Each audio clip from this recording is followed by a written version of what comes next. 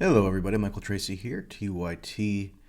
Some troubling developments on the foreign policy front this week. There was some sort of chemical weapons attack that took place in a quote unquote rebel held area of Syria, and immediately all the world powers, which had long agitated for the forcible removal of the Assad government in Syria, declared that this was evidence of the barbarity of the Assad regime, immediately attributed blame to Assad for this attack, and demanded that the government be toppled. We saw this play out in a similar way in 2013, if you recall, when there was an attack in Syria that purportedly crossed Obama's quote-unquote red line that he had drawn, which was that the United States would deem any use of chemical weapons on non-combatants to be unacceptable and perhaps provoking military action. But what you see across the board, it seems, is this just instinctive rush to judgment, to proclaim with utter certitude that this was absolutely carried out by the Assad government. And that may well be true. We just don't know yet. The reporting from Syria is notoriously hairy because journalists typically cannot get into these rebel-held areas because they run the risk of being kidnapped and murdered. People who the media rely on for reporting from this area tend to be activists who have some connection to quote-unquote rebel forces, so they are not necessarily the most objective sources. And there has been a huge propaganda push going back years now, but which really ramped up probably in this past summer to fall, highlighting the efforts of these white helmet forces, which advocate for regime change.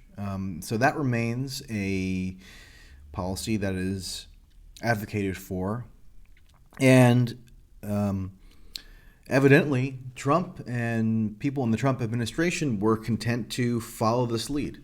So in his remarks at a joint press conference with the leader of Jordan today, Trump explicitly attributed this attack to Assad, so he's happy to rush to judgment on that score. And then he went on to riff, seemingly, that the attack, quote, crosses many lines beyond a red line. So that seemed to be sort of just a jibe at Obama. And the question now is, does Trump's comments today reflect a tangible shift in U.S. policy vis-a-vis Syria, or is this just some bombast on Trump's part in some kind of attempt to gain leverage and to force the brokering of some kind of deal down the line? It's hard to say. Only a couple days ago, it was promulgated that U.S. policy would no longer be to agitate for the forcible removal of Assad. And seem to be much different now. But again, there hasn't been a formal policy proclamation to speak of. So all we can go on are the words of Trump and his administration officials, and the most belligerent as yet seems to be Nikki Haley, the UN ambassador, who was really acting in a bellicose fashion. She held up photos of slain children, which is the most kind of just viscerally emotional blackmail tactic that you can imagine, just to make people think more out of instinct and emotion rather than rationality. And oddly, she wasn't holding up any photos of the people that were killed in the airstrike in Mosul a few weeks ago that ended up killing 100 plus people. And there aren't any photos held up of the Yemeni children who are being killed and immiserated and forced into starvation in Syria as a result of U.S. policy, which Trump is continuing. So I don't know, perhaps some selectivity there, but nevertheless,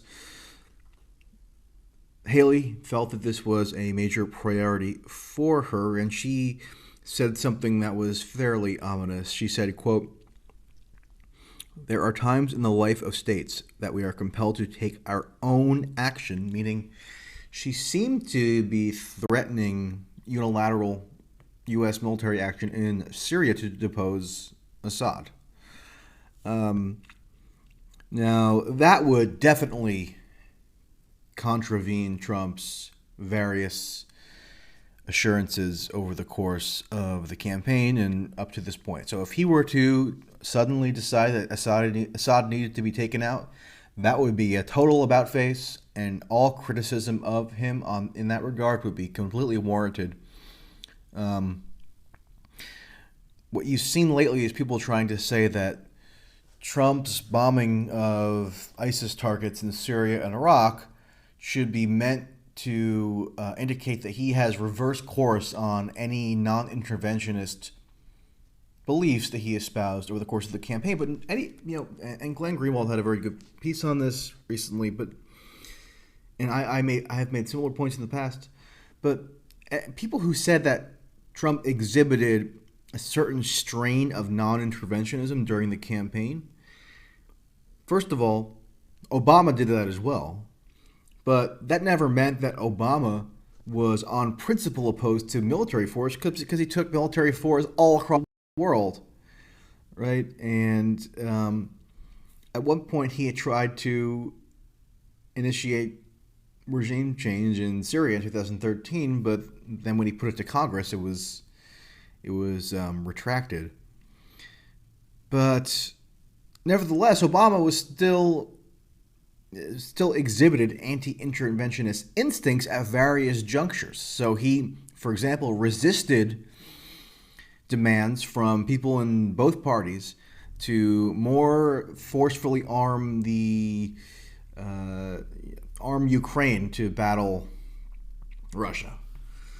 So that was something that the interventionists sought. And Obama, in resisting that, exhibited non-interventionist tendencies. That doesn't mean that he was a dove. So, likewise, Trump, in resisting certain demands for intervention, exhibits certain non-interventionist tendencies. Doesn't mean he's a non-interventionist or a dove in all cases. But if he is saying we do not want to topple the Syrian government, that's a form of non-interventionist belief. Now, if Trump, reverses course on that and decides that, hey, I guess after this one attack, yes, it is the imperative of the U.S. government to forcibly remove Assad and basically launch a war which could lead to confrontation with Russia, then that would be ample grounds to condemn Trump as being a hypocrite on that subject. I think that somebody who has been a voice of reason on this is Tulsi Gabbard. Not surprisingly. She, if you recall, a month or two ago, I guess it was in early February or late January, she visited Syria along with Dennis Kucinich and ended up meeting with Assad. And she came under all kinds of attack for having done that. But I thought it was pretty courageous on her part. But she tweeted on April 4th, so yesterday, quote, "Whoever is found responsible, be it the Syrian government, Al-Qaeda, or ISIS, all have access to chemical weapons, must be held accountable." Well, yes, of course. Notice how Tulsi Gabbard isn't just mindlessly rushing to judgment as to who is culpable for this act. She wisely is taking some time to prudently assess the actual facts rather than just forming a rash conclusion that seems politically expedient. Gee, what a crazy tack for her to take. But apparently, Trump was not interested in following that lead. Rania Khalek, who I've had various discussions with before on YouTube, and she is always a very incisive observer of these issues. She said today, quote, "We still don't know exactly what happened in Syria and who was responsible, but the fact remains that the Syrian government gains nothing from a chemical weapons attack." That is also pretty plainly true. So the Syrian government has made big advances in the very recent past. Their siege, their incursion in Aleppo was effective in accomplishing the aims that they sought to accomplish. Rebel strongholds are gradually losing ground. So what tactical sense would it make for the Syrian government to launch a chemical weapons attack now and bring forth the ire of the world state, the world actors, and make their situation more precarious when they had gained a lot of leverage and they were in a much stronger position compared to years past? So that's leading certain people to speculate that this could have been a false flag. Now, the notion of a false flag is so misused. I don't see any good evidence yet to believe that this was a false flag. I think there is still uncertainty as to who the perpetrators were, and we should reserve judgment until more information is gathered. But that doesn't mean that there's a false flag element here, meaning that something was staged to achieve some kind of outcome. That being said, the Organization for the Prohibition of Chemical Weapons, which was awarded a Nobel Peace Prize in 2013, they had declared in June of 2014 that all of Syria's declared chemical weapons are have been removed as of then. And John Kerry echoed that sentiment when he further said in that year, quote, "We got 100% of the chemical weapons out of Syria." So, did the Syrian government conceal weapons and just decide to use them now for reasons unknown? Possible. Is it also possible that the quote-unquote rebels, meaning largely Al-Qaeda, they had their hands on chemical stockpiles and used them in some fashion? Also possible. Again, we don't know. So the idea that everybody should be rushing to judgment and using that as cause for threatening military action is just utterly insane. And maybe this doesn't necessarily amount to some kind of change in policy for Trump, but he did seem to warn that there was at least some ambiguity in that arena. He, when asked at this press conference today whether there was going to be a new direction in how the White House deals with Syria, he said simply, "You will see." What does that mean? That's anybody's guess, I suppose, but for him to just completely shift course now would be, I guess, discrediting of him. And but it wouldn't necessarily be surprising because look at who is populating his inner circles. You have Nikki Haley, UN ambassador. You have this guy McMaster, who all the serious foreign policy commentators cheered when he was appointed national security advisor, but who's pretty, down the line establishment foreign policy consensus type. And the foreign policy consensus for years has been we must depose Assad. Whereas Trump's declaration last week, or the promulgation of the policy last week that the United States would no longer seek to depose Assad, that was something that the think tank industrial complex was guaranteed to oppose, and they would take whatever steps available to them to shift policy more toward their favored ends. So that is something to be concerned about, to follow closely, which I will do. This also speaks to why it's always been so dangerous and so short-sighted for Democrats to stoke a domestic political climate whereby the incentive on Trump is to demonstrate that he is not actually compromised by Russia. So what's one way he could demonstrate that he's not compromised by Russia? Well, he could demand the ouster of Russia's client state, the Syrian government, and use that to prove that he is totally, as antagonistic toward Russia as everybody seemingly demands that he be. So that's another thing to bear in mind here.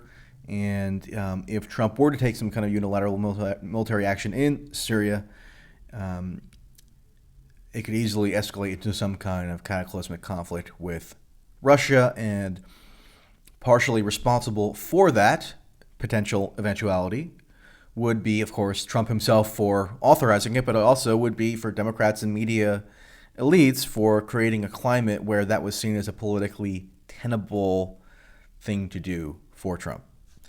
So we always had a pretty good idea that something like this was fairly likely to happen, and it has happened, and the foreign policy establishment is out in full force, and things don't look so good at the moment. But all that being said, have a great night. I will talk to you later.